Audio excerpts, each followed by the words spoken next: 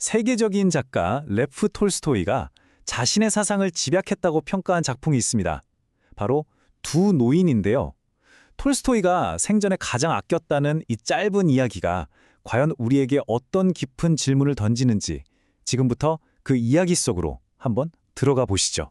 이 이야기는 시작부터 우리 삶에 아주 근본적인 질문 하나를 툭 던집니다. 평생의 소원이었던 성지순례를 떠난 두 친구. 하지만 그들의 여정은 전혀 다른 결말을 맞이하게 되거든요. 과연 무엇이 진짜 신앙이고 삶의 본질일까요? 톨토이가 던지는 이 질문 함께 따라가 볼까요?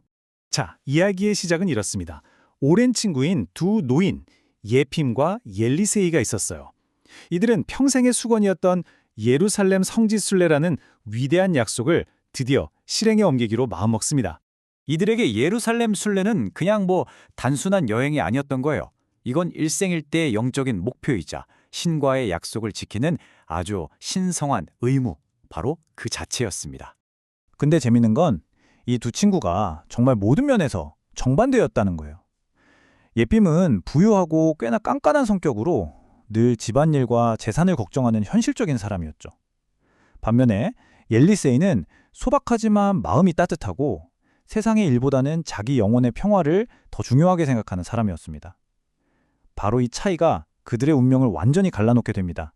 늘 집안일을 핑계로 순례를 미루려는 예핌에게 옐리세이는 이렇게 딱 잘라 말하죠. 세상의 끝도 없는 일보다 영적인 문제가 먼저라는 그의 지혜가 엿보이는 대목인데요. 결국 이 한마디에 예핌도 마음을 움직이게 됩니다. 드디어 두 친구는 그토록 고대하던 긴 여정을 시작합니다. 그런데 얼마 가지 않아서요. 이들의 길이 정말 예상치도 못한 방식으로 갈라지게 됩니다. 출발할 때부터 둘의 차이는 명확했어요. 예핌은 아들에게 온갖 농사일을 시시콜콜 지시하면서 걱정을 한시도 놓지 못했죠. 하지만 옐리세이는요. 모든 걸 가족에게 믿고 맡기고 정말 가벼운 마음으로 길을 나섰습니다. 여러분이 보시기엔 누구의 마음이 더 순례에 가까웠을까요? 한 달 넘게 길을 걷던 두 사람은 끔찍한 흉년이 휩쓴 지역에 도착합니다. 바로 여기서 이들의 신앙과 인간성을 시험대에 올리는 결정적인 순간과 마주하게 되죠. 예핌은요, 눈앞의 고통을 그냥 외면해버립니다.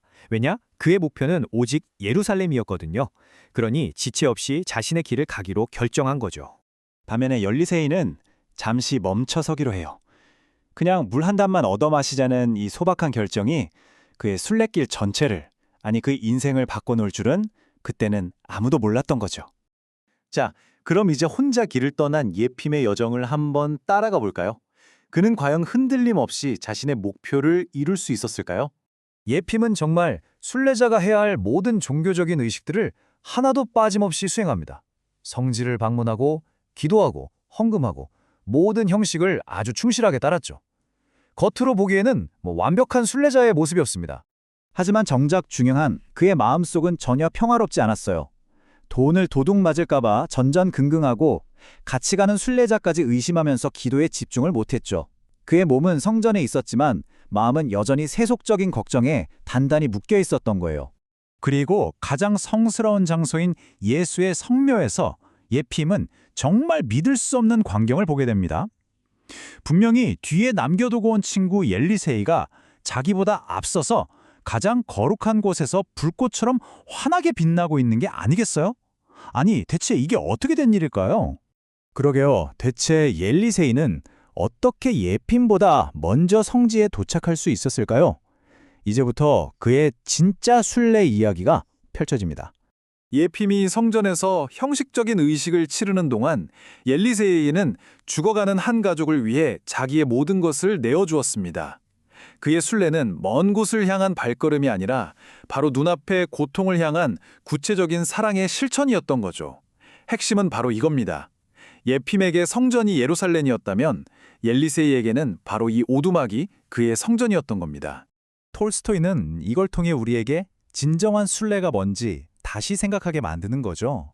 단순히 어떤 특정 장소에 도착하는 게 중요한 게 아니라 사랑이 필요한 곳에 머무는 것, 그 마음의 여정 자체가 순례라는 걸 아주 탁월하게 보여줍니다. 옐리세이는 예루살렘이 아닌 허름한 오두막에서 자신만의 성지를 발견한 셈이죠. 물론 옐리세이의 이런 선행에는 대가가 따랐습니다. 가지고 있던 100루블의 여비는 거의 다 써버렸고 남은 돈은 고작 17루블 20코페이카. 결국 예루살렘으로 갈 돈이 남지 않게 된 거죠. 그는 자신의 영적인 목표를 포기하는 대신 한 가족의 생명을 구했습니다.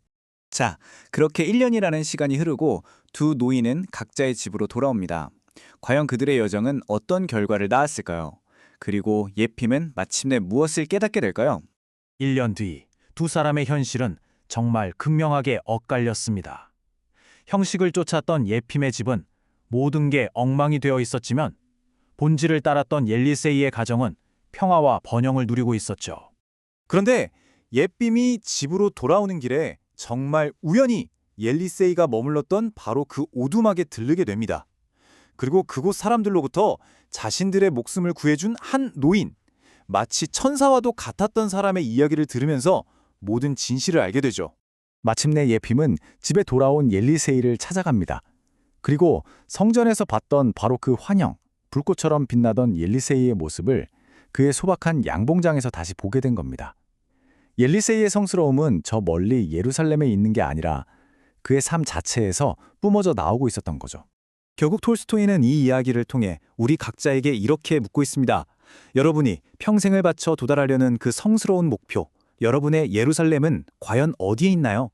혹시 그 예루살렘이 아주 먼 곳이 아니라 바로 지금 여러분의 손길이 필요한 가장 가까운 곳에 있는 건 아닐까요?